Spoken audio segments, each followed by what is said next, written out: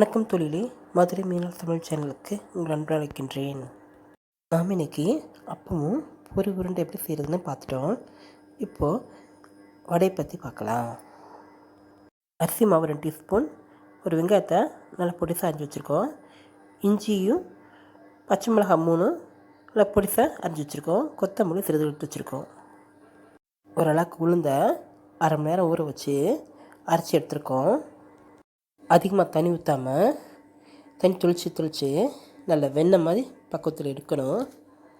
இப்போ அரிசி மாவு சேர்த்துக்கலாம். அது கூடவே வெங்காயம்,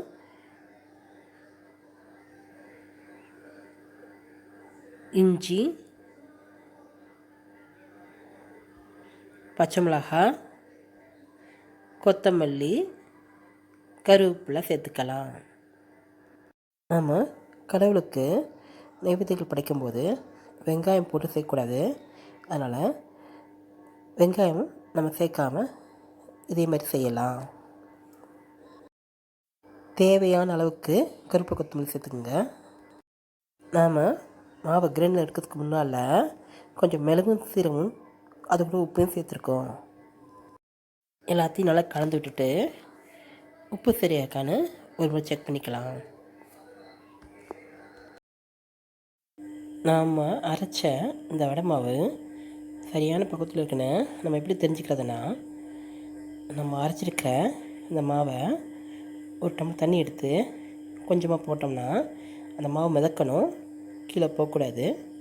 அப்போ சரியான முறையில் இருக்குதுன்னு அர்த்தம். வடையை பிளாஸ்டிக் சீட்டோ வாழையிலையோ வச்சு தட்டி சுடுங்க. கையில் தண்ணி தொட்டு டைரெக்டாக எண்ணெயிலும் போடலாம். பழக்கம் இருக்குங்க, இதே மாதிரி போட்டுக்குங்க. இப்போ மீடியமாக வச்சு வடை சுடுங்க. அப்போ தான் வெளியும் நல்லா முறுமுறுக்கும், உள்ளே நல்லா வேகும். அதிகமான தீ வச்சிங்கன்னா வெளியே சீக்கிரம் வந்துடும், உள்ளே வேகாது.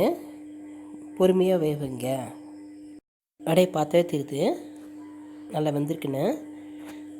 வெளியும் நல்லா வடை முறுமுன்னு இருக்கும், உள்ளே சாஃப்டாக இருக்கும். இதே மாதிரி நீங்களும் போடுங்க. எண்ணெயை நல்லா வடி விட்டுடுங்க. நம்ம வடை நல்லா மெத்துன்னு இருக்குது. இதே மாதிரி நீங்கள் செஞ்சு பாருங்கள். இதே மாதிரி வடை, அப்போ பொரி உருண்டை 3 செஞ்சு பார்த்துட்டு எப்படின்னு சொல்லுங்கள். உங்களுக்கு எல்லாருக்கும் தீபத்திர நல்வாழ்த்துக்கள். மறக்காமல் சப்ஸ்கிரைப் பண்ணுங்கள். கீழே பெல் பட்டன் அமுக்குங்க. நன்றி.